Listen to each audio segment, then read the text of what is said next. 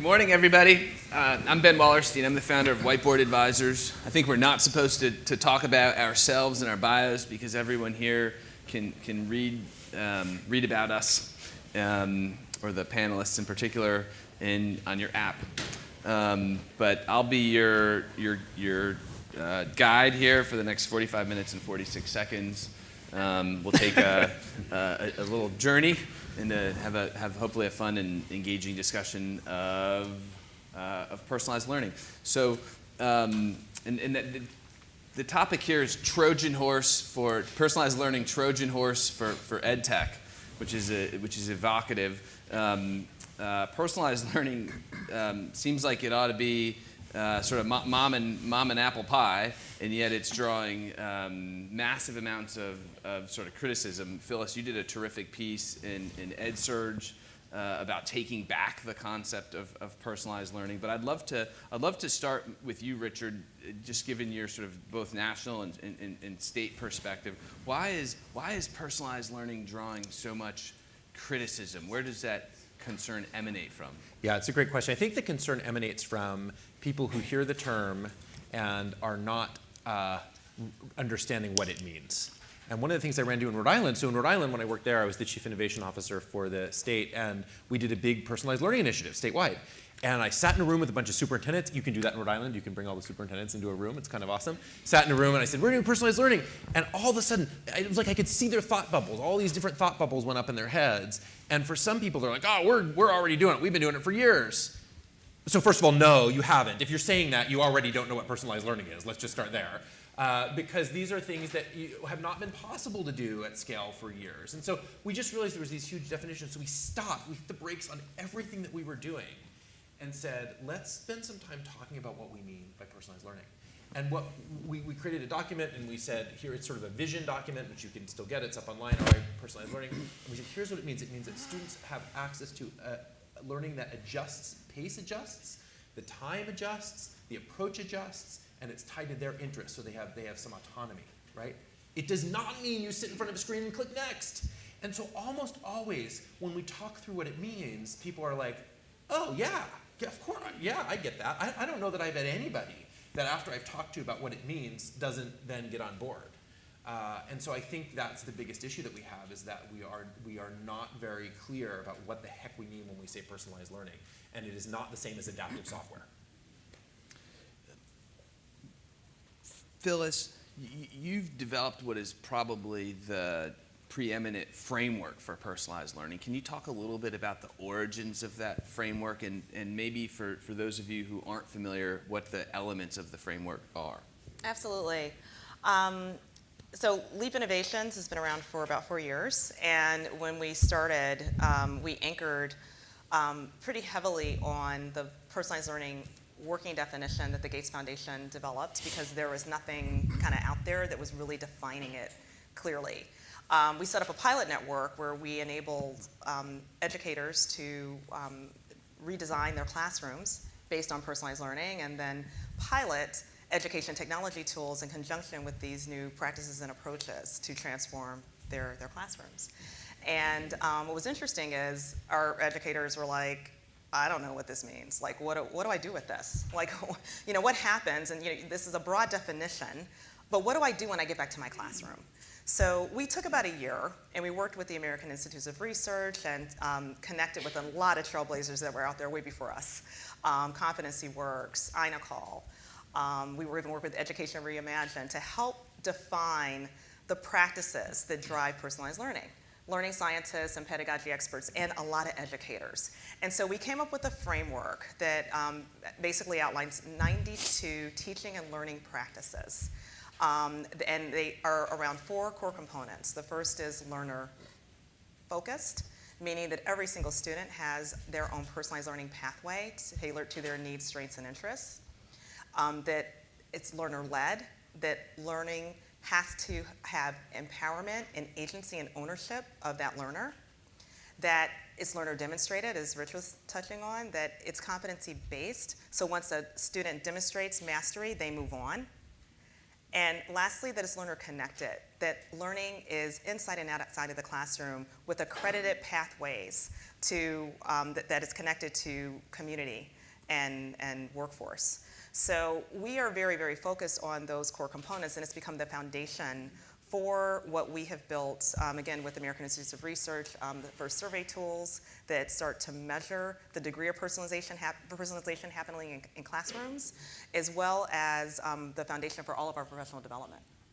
Terrific, thank you.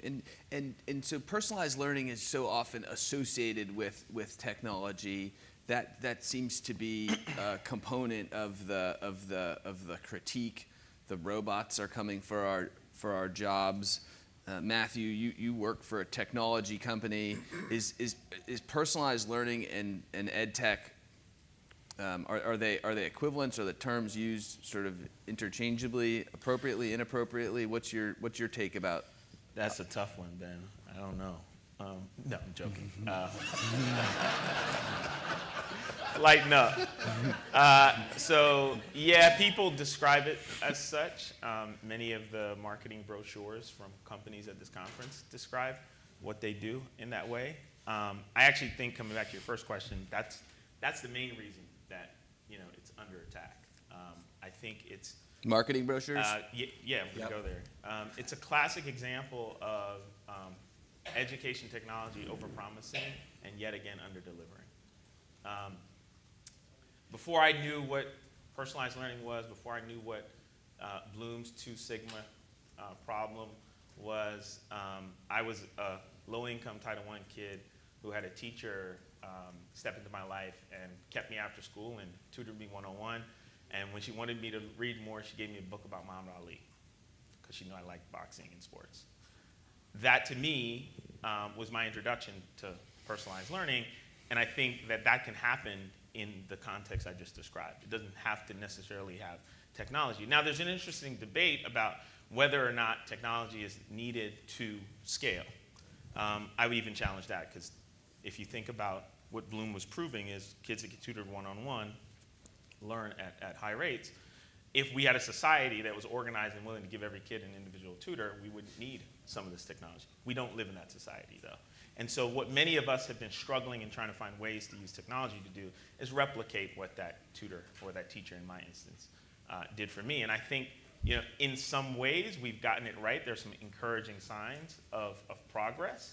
But I also think we're a little bit full of ourselves, and we sometimes describe what our algorithms can do as if they can replace teachers, and we create enemies when we do that. Yeah, I think if I can jump in for a second. So part of the challenge that we're finding at LEAP, and we believe in both, right? That it has to start and be rooted around creating a learner-centered environment and enabling and adjusting teacher practice to change their role to enable that.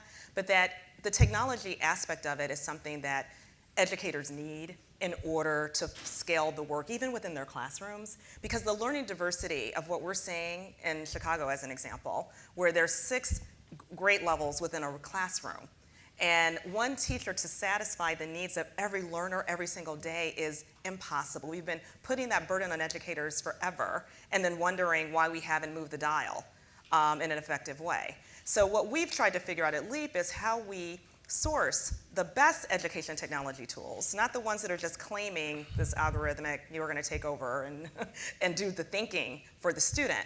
We're curating the solutions and introducing them to educators as they're redesigning their practices to employ both, right? So we can drive that scale.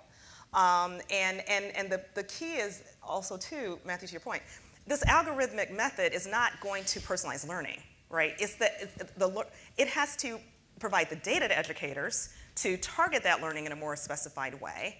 But it's the learner that's going to drive their inquiry and their interest and their engagement is what we want to facilitate. The technology is a tool, and it is not going to be able to do that for our learners. Can I just tease something out real quick? And the 2 get completed, yeah. So there's 2, that's exactly what I was going to say, is that there are 2 ways that technology is very helpful. One is in tools that are actually used as ways to present learning activities to students, right? And the other are tools that are used by students and teachers to manage their learning experience, to see how they're doing. These are the dashboards that they see to see their progress. There are ways that they go in and choose what they're going to do next and plot their learning. Those are the things that are essential in order to have personalized learning work at scale. You can't do it without it, and it's irresponsible. Honestly, it's irresponsible when people say you can do it without technology, because what that means is we're just going to take it on the backs of the teachers one more time. I taught high school, and I had 5 classes with 30 kids each, and so to look at me and be like, you don't need technology for that. You just find time all night, stay up all night, all weekend to get it to work. No, that is not the right message to teachers. And so the thing that I want to clarify is that you can deliver personalized learning without having much, if any, of the content delivered by technology. But you have to have tools to support teachers and students in managing that process, or it is putting an unreasonable and unfair burden on the teachers. Well, let's come back to that in just a sec. The Montessori, is Montessori the original personalized learning? Just give us your reflections on this conversation. So I would argue that one can do personalized learning without technology. The tools for teachers, or as in Montessori speak, they're called guides, can be helpful and useful, but they're not necessary. Montessori was developed in 1907.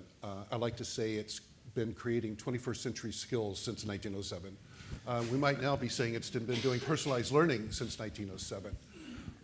It has, for those of you who may not know really what Montessori is other than a name, it has, typically it has 3-year age cycles, starting with age 3 to 6, 6 to 9, 9 to 12. There are also middle schools and high schools, but they're sort of a different beast.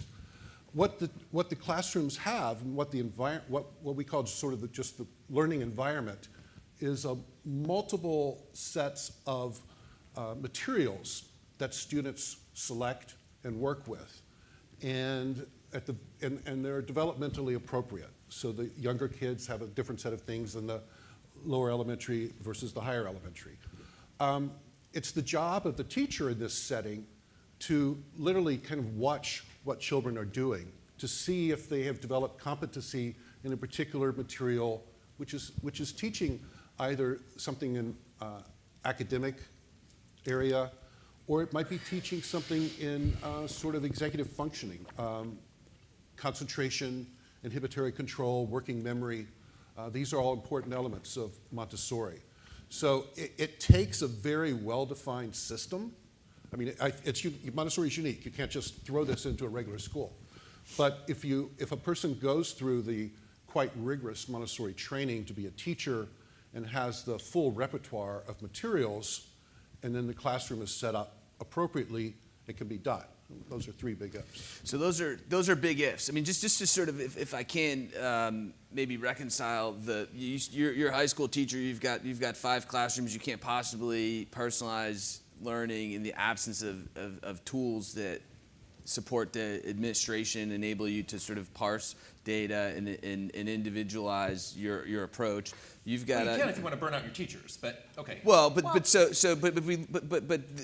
you're describing, you articulated these 3 big ifs, and you talked about a teacher giving you Muhammad Ali book, right? So like, small class size. So like in a hypothetical imaginary world where you have class sizes of 8 and teachers aren't overburdened with teaching load, it works, right? So you're not saying personalization can't happen in the absence of technology. What you're saying is the real world of our nation's schools don't enable personalization to occur in the absence of technology. Phyllis, I'd like to just come back to what does it take to take this to scale? You're doing more of this work nationally than anyone else. What does it take to take personalized learning to scale? Yeah, I think a number of things. One is that we have got to create professional learning pathways for educators, because this is a paradigm shift for educators to go from stage on the stage to 30 kids to how do I think about doing this in ways that is really shifting my more intimate knowledge of each learner. We need. I think the reform community in general, I think, needs to come to terms with what personalized learning is. Right. And we have got to anchor on metrics and research that can inform practice and it can inform this work, because this is a nascent and still an emerging field. And those metrics are going to help inform how to drive learning more effectively for educators, but also how we give information back to EdTech developers so they can more attunely develop and tailor solutions more closely to the needs of students and educators. Yeah, and let me just tease out this other question, because so much of this comes down to semantics, and so I want to ask Matthew this question: Do we need a new language? I often think about this sort of like hypothetical situation where you've got a kid whose parent is putting pressure on a school and they're getting favorable treatment, and you say you're just treating this kid like he's special because his parents are putting pressure on the school, and that's special education, and special education is terrible. We should eliminate special education altogether. But you're just sort of co-opting a definition and making it up, right? Like personalized learning has a definition. Like it's been co-opted in ways, and critique in the absence of sort of without rooting it in the sort of lexicons. I'm just wondering, like, is algorithmic learning a better term? Do we need another term? Absolutely not. No. Okay, great. That I can assure you. That's poor brand. I actually think, to your point, language is powerful. Naming things is important. That was my point. Yes. That's what I do, Ben. That's what I do for you. I appreciate that. Translate you to the masses. So here's what I think, right? I think we get ourselves, we being our industry, we get ourselves in trouble because we have this sort of tendency to name things and it becomes the flavor of the month. And we're in the month of personalized learning. When in fact, the old language is still relevant because the old problems still persist, right? We know that we've got, and if we can create a language around a solid focus on student outcome, student achievement, and have that be the thing we're always advocating for, we're always branding, we're always putting at the center, the tools, the methods, those things fade to the background and we put those kids first. Because here we sit, right? All of us look good. I got on my new jeans, right? We had this nice conference. It's grown tremendously. I remember when ASU GSV was like only a few thousand people. Now it's like 4,000. And what's happened to achievement in that time?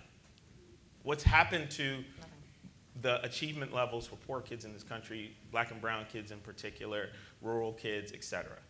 If we put that at the center and then say there's going to be many different methods, and we may call it personalized learning, or we have this different approach, put student achievement at the center, and have that be the thing that we're always discussing, always debating, figuring out how to move the needle on, I think we'll go a long way in helping ourselves and actually doing something about those persistent problems. Yeah. And Richard, again, from the state perspective, isn't this really just about money? So this is and when we talk about sort of rhetoric and the misuse of or misapplication and appropriation of terminology. So this is from the Massachusetts Teachers Association press release, which starts out with. Here's the headline: MTA opposes any partnership or initiative that will flood classrooms with technological products at the expense of skilled teaching. Yeah. First line: Me too. The unproven personalized learning movement is growing. Last line: the MTA opposes any partnership or initiative that will flood classrooms with technological products. So this is. This rhetoric exists on both sides, but isn't this really just about money? So I don't know about that. Couple things there.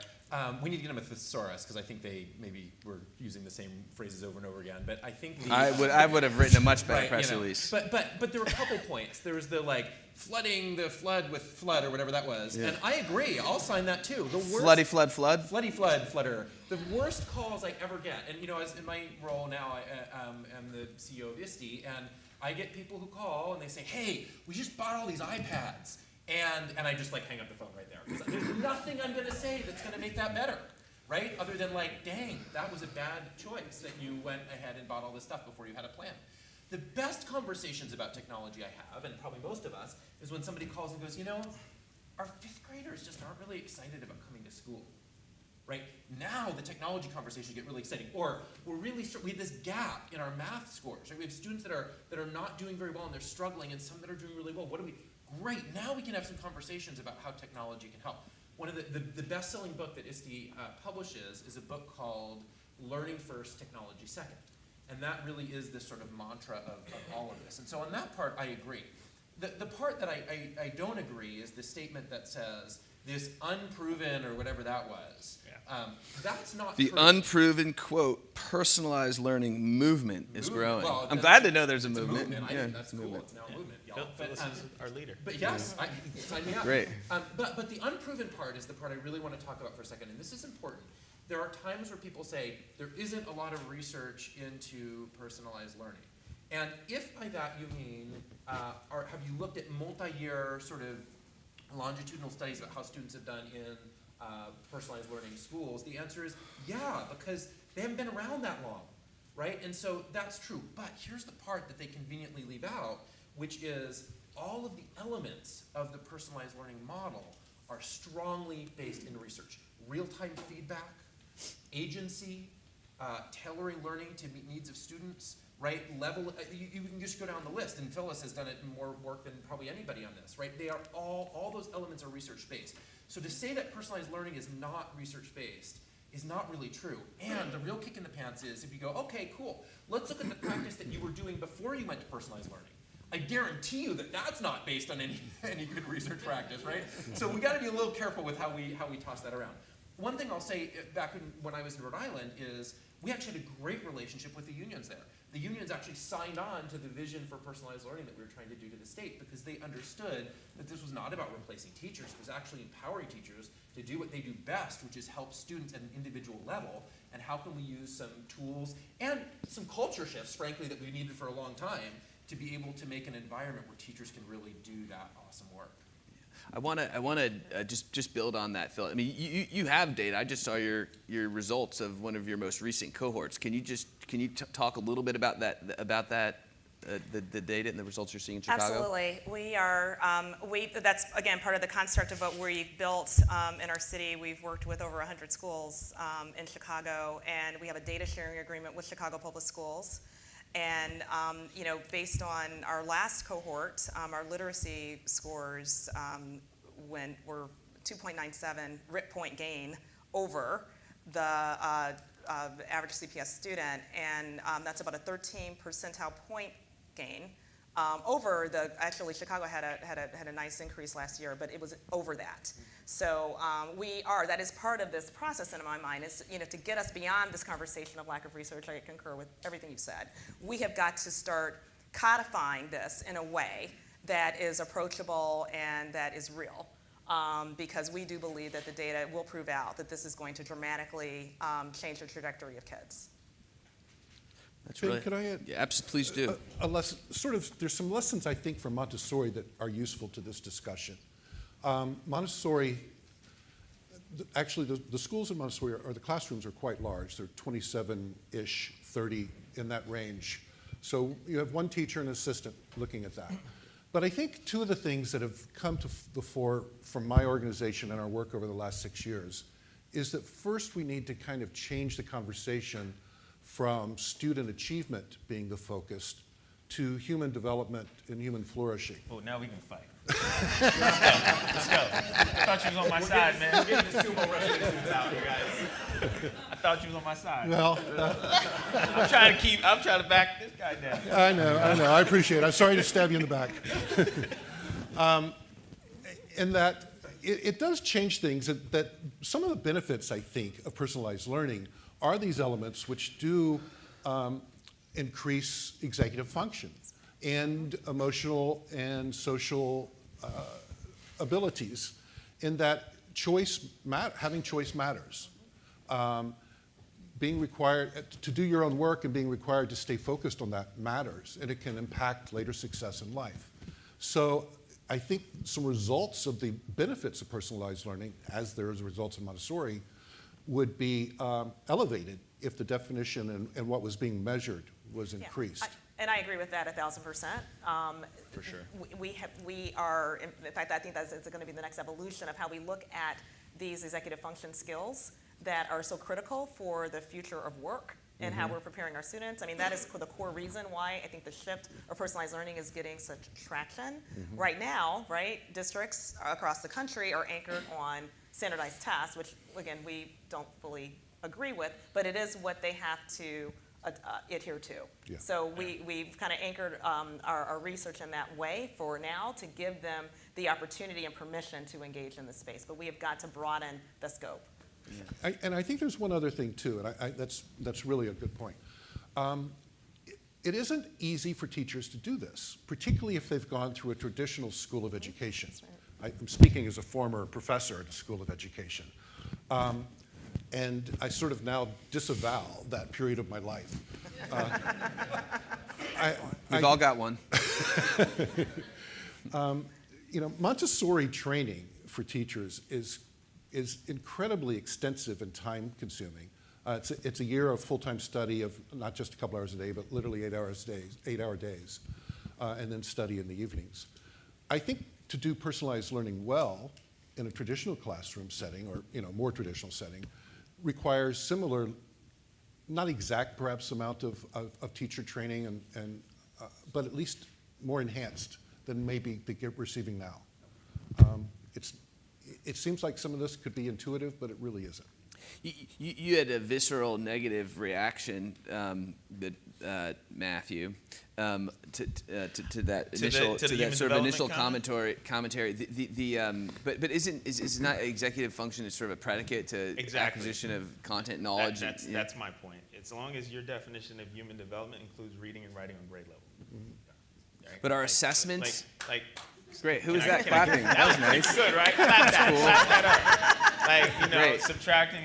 I don't want to get into this false choice. Yeah, I want to get into this false choice that, in order to acquire those academic skills, you do need to have those things. So we're in violent. I think we're in the same. Yeah. We're in the same. Yeah, I sent my daughter to Montessori. Okay. You guys charge me a lot for it. So. No, I don't know if I'm with public Montessori. So don't blame CPS me. willing to pay those prices. Hey, but there's an interesting point there that came up that might be worth just double-clicking on here, which is this idea of assessment. Yeah. And something that's interesting is, we hear about sort of these kind of high-stakes, summative assessments, and how frustrating we are about where they are and how that's helping or not helping learning. But they're not really intended to help learning. That's not really the point, right? And I want to be clear about that. There is a incredibly important role of having standardized tests. It's the way that we make sure that we don't conveniently let some students have a horrible education experience because they get off the radar, because some states go, well, we just call failing in reading an A in our state, and so we're all doing good, right? So standardized tests have an incredibly important role. Their role is not to inform the learning experience. It never was. And so I think one of the things that personalized learning does is it says, what type of assessment should we be using that really actually informs learning? And it's what we call formative assessment. It's assessment that's blurred with the learning experience, so it's actually a little bit hard to tell sometimes what's an assessment and what's learning. And it's assessment that happens regularly throughout at least once a day, usually more than once a day throughout the process. And the way you know that it's working is the assessment informs the instruction that happens or the learning experiences that happen either later that day or the next day. And if you think about that, traditional tests, when I was teaching, when I was in my Spanish classes, I would give a test, and I'd do a test, and it was the end of the unit, and then 3 days later, we'd give the results back. We'd already moved on. So the only purpose that those test results had was to make me feel bad, and to make my students feel bad, right? Oh yeah, you failed another test.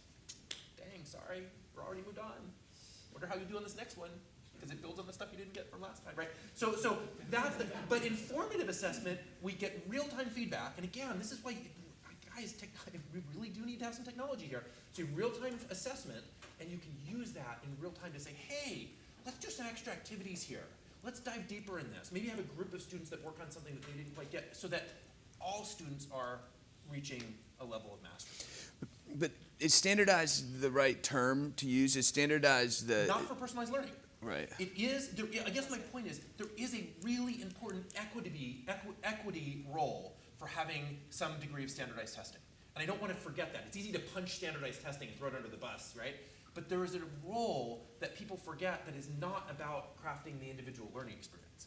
What we have to do is not go, well, that's enough because we do a standardized test at the end of the year. I think part of the misnomer is that, as I hear this around kids that are self-pacing, Right. Oh, we're gonna lower the rigor Right. until they're ready. Right. Like that's not the answer. That's not the approach either. Right. That the standards don't and the bar doesn't change. Right. It's just the pathway. Right. And maybe the timing along that pathway. Right. Is more important. Right. So again, this trade-off, construct around, we gotta dummy stuff down in order to personalize learning. So then that's going to create the opposite of equity of what we're trying to create in this. Yeah.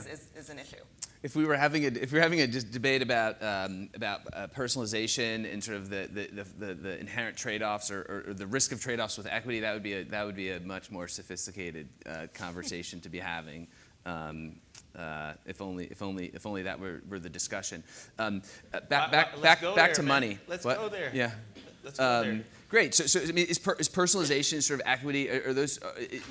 Is that a What real? does it mean when? Let me ask the question for you. Sure. What does it mean when every kid? Great. doesn't You've been have a correcting me computer? for years. Yeah, I know, This is exactly. good. What does it mean when every kid doesn't have a device? Yeah. What happens then? What do you mean? Personalized learning. But wait, so this is important. So are you saying that every kid has to have a device to have personalized I'm learning? not saying that. Yeah. I'm not either. No, So no. Okay. I think we're good there. I do think, though. What happens when the Wi-Fi goes out? Again, do you have to have Wi-Fi consistent? No. Let me pause for a second. Regardless, we better dang well fix Wi-Fi in schools. Like, let's just agree on that, right? Let's just agree on that.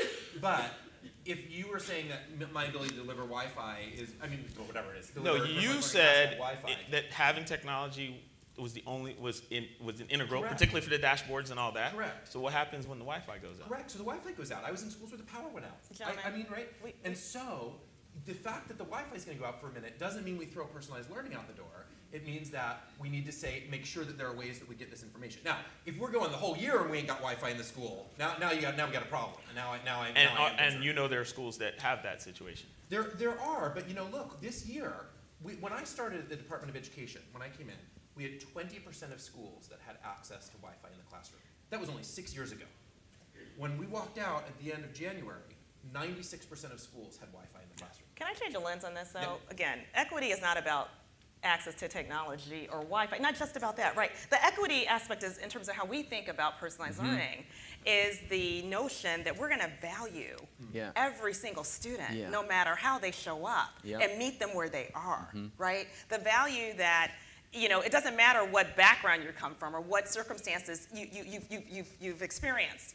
Traversing a dangerous neighborhood trying to get to school. Right. Like you can show up and you've got potential and we're going to Yeah. tap that potential. Yeah. The fact that we are not going to relegate you behind because you are different. We're going to value that difference. Right. That's the equity aspect Yeah. of what personalized learning can be for Yeah. all kids. Yeah. No, I think Nothing to do with what you guys are talking about. it is. No, this- no, let me let me respectfully disagree. You got to get there. Let me respectfully disagree. Go on. Well, I love you. But let me respectfully disagree Yeah. because part of that neighborhood is the resources available in some schools, and those are not equally distributed. Right? We need to acknowledge and own that. We have to own that as an industry as we build Yes. and construct solutions that are appropriate for who our customers are, not who we wish they were. Right? So if that's the environment we are creating solutions for, shame on us if we don't acknowledge that. But I think I agree with that. There's a baseline of resources, but it's not just about the technology. It is No, also of course, the I'm not- psychology. you- Okay, all right. Okay, I understand. I think I think what Phyllis is getting at is this sort of like much more fundamental premise, which is like is there this inherent it's sort of a reimagining what we mean by equity, which is meeting students where they are. If a student is at a lower level and you're meeting them where they are to sort of cultivate them to a point that's acceptable or that maximizes their potential, that's it's just this concept of like fair is not always equal, and equal can have really negative implications And for I learners. guess part of the point I'm making is if we believe, and I certainly do, that personalization in learning is important no matter what the medium you deliver that in, right? As folks who are trying to build solutions and unleash creative genius in a space that desperately needs it, we just need to acknowledge that creative genius doesn't just get bound up in pixels and algorithms. That our creative solutions don't necessarily need to be bounded by, particularly given the environments that our customers exist in. That's all I'm saying. I have a question, a comment rather, about Phyllis's equity issue in terms of not dumbing down. And I'm not as familiar with personalized learning outside the Montessori classroom, But one of the things that we see is that when this occurs, the students actually, no matter where they start, they love coming to school. They enjoy learning. They have excitement about being there, which it's a subtle argument, but it can really sort of elevate, you're not dumbing down that students are going to learn more when they actually want to learn more. Right. And so I think that's a powerful strength of personalized learning. It might be tough to articulate, though, or to prove, but.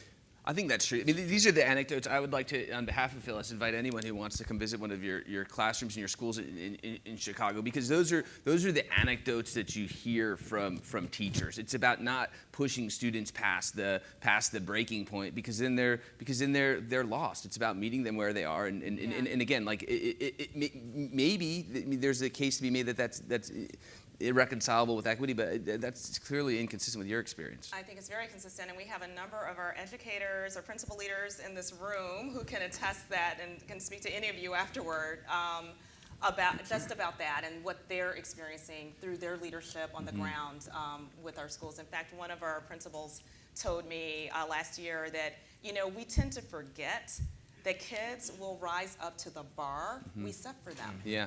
So why do we keep lowering it? Yeah, right? yeah. And so that is real. And so yes, we would invite any of you all to come to Chicago and see what the game-changing effect that this is having on our city, but also to talk to any Chicago educators, principals. Raise your hands. You guys can talk to any of those folks. Raise their hands. Woo. For these brave people that have really stepped out of their comfort zone to change the paradigm for their schools when nobody, quite frankly, was forcing them to do so. Yeah. So, No, I think that's really important. they're the heroes. And I'm a cynic. I'm a lawyer in Washington, and I'm here to help.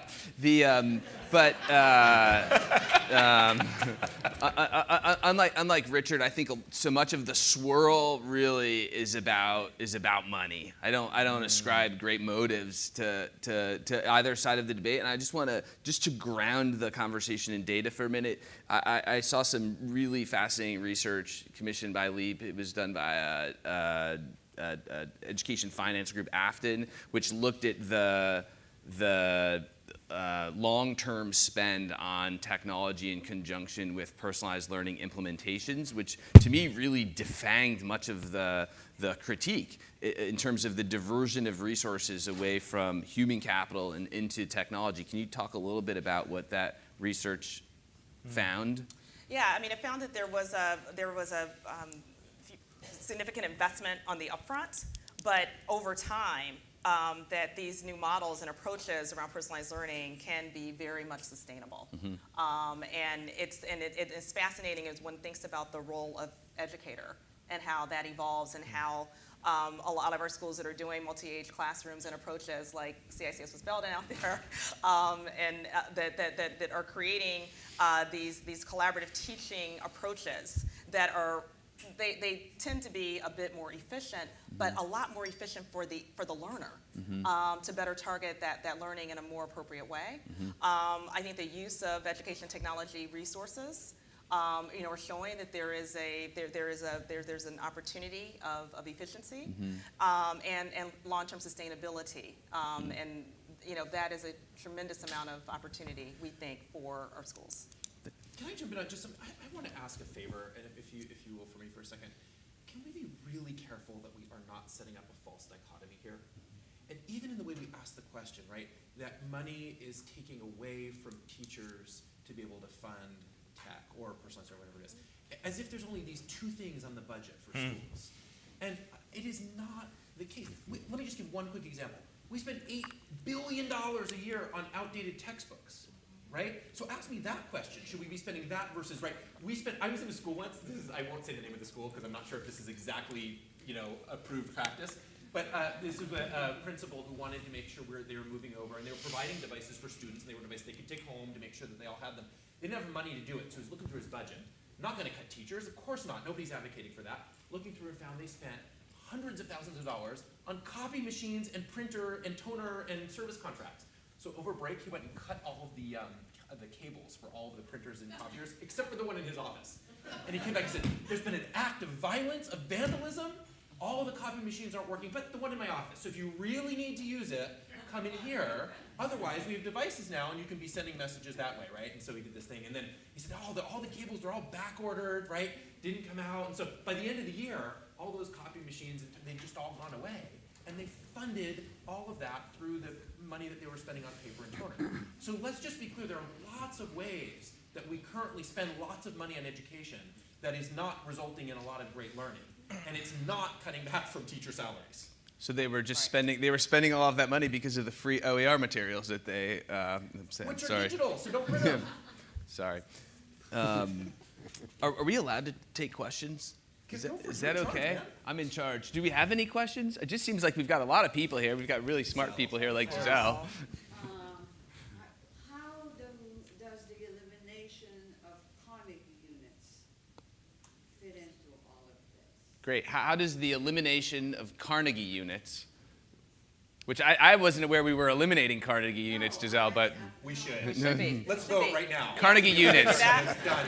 Show of hands. No, It's critical. I mean, Giselle, it's critical. We've got to, seat time has no relevance with respect to learning. And there's all kinds of research and science on the fact that, the pacing of learning and the level of achievement are discongruent. And why we have structured our well, we know why we structured the education system in this way, but that has got to largely be changed. And I will say that in the state of Illinois, there's some progress that's getting made on that front. But we are not going to be able to realize the scale, and I think it's back to your question, probably what you're asking. We're not going to fully be able to realize the scale until we get rid of seat time. And y'all know, by the way, just to be clear here, Carnegie units, they were never created for a learning purpose. They were created to calculate pensions. Right? And so now all of a sudden we have this whole system of learning and credit that are all tied to these Carnegie units that never even had that purpose to begin with. And so we gotta get away from this. other questions? Kenta? Can you introduce yourself? Yes, my name is Kent. I run an education studio. It's an education design studio in New York. And I just came out from teaching 12 very low-income students, computer science and electronics. And one of the students actually made me think a lot about what it means to truly provide a personal learning to the students. The student is obviously failing in school, and all the teachers have made this personal curriculum for him to, stay after class and study for the SAT and do well and all that stuff. And he comes to our electronic music class and he says, my personal dream is to become a hip-hop star, right? And we did everything we can to actually make him a hip-hop star. And he just dropped his first album and he's in conversation with the label. Now, this kind of personalization, personalized learning so that, 1,000 different pathways to score a perfect score in the SAT, right? Like that personalized learning versus personalized learning that actually addresses the personal life goals of each student. Like how can these two things dance together Yeah. in the next 10 years, 20 years of education? Yeah, and Phyllis, can go I ahead. address it? Go ahead, Matthew. Yeah, I think we need educators who believe you can be a hip-hop star with perfect SAT scores. Yes. Yeah. Because those two things are not mutually exclusive. They're not mutually exclusive. I agree with that too, but this example was very kind of discouraging to that. Yeah, I think, I guess, I'm being provocative on purpose, but the idea that there's this dichotomy between, the interest and what gets kids really turned on and their academic learning, I think, yes, there are going to be better ways to hook kids in math. Yes, there are going to be more thoughtful, more relevant curriculum that they're going to use, and we should engage in the beautiful struggle of creating those kinds of programs and products and learning and iterating and all that kind of stuff. At the same time, let's not kid ourselves that we're going to make all of a sudden learning a skill something that's easy without failure and something you can just become good at because you like it. Right? But it does come back to relevance. I mean, this is. I just want to continue to, and I again encourage folks not to promote Phyllis or the work of LEAP, but to just spend some time with the framework. It's really accessible. What you're describing fits into the framework. It is a best practice that's part of what I think we're talking about when we talk about scaling personalized learning, whether that's cultural relevance, whether it's connected. And it's it's contextualized to that learner, but that is not discongruent with having rigor and being able to demonstrate proficiency. And that is what Yes. Matt is talking about, Yep. because then we're going to be in real big trouble. Yes, Especially exactly. with black and brown kids. So let's not, again, we're, Okay, yeah, so te- that's- teach, I teach, understand. teach. No, so let's be careful with that. Two questions. Hi, Sybil Francis with the Center for the Future of Arizona. We've talked a lot about teachers, but clearly school change won't happen without school leaders. So I'd be interested in experience and how do you reach out and persuade Yeah. parents and how do you prepare them? That is so critical. Thank you for, that's an important question. I want to jump in favor, because part of our model is the educators as well as the principal as a team and as a unit redesigning their classrooms to do personalized learning. This whole notion, again, of creating professional learning where teachers are on their own, right? And you're going to get those first adopters on their own trying to figure this out, and then going back to a place that is going to reject it is not a sustainable approach. So the instructional leadership, and that's part of our design as well, with the professional learning around the change management that is necessary to support educators and learners to be empowered to do this work, is absolutely a critical importance. It's culture change. Somebody asked me the other day, I was like, well, what if just one teacher wants to do it and nobody else in the school? And I'm like, man, good luck. Right? Because these are things, and there's some little things that you could do kind of around the edges, but if you really want to do this, it's the change in a culture in the school. Yeah. And you got to have leadership behind you to do that. We're going to do parting, the great final thoughts, Two more, and then we're going to finish in 18 seconds. Matthew. You want me to start? Final thoughts. Final thought? Yeah. Phyllis These is two right. gave their final thoughts. Phyllis is right. Yeah, okay, good. Great. Hashtag follow Phyllis. Plus one. And I always agree with Matt. Great. Cool. Thanks, everybody. Now you do.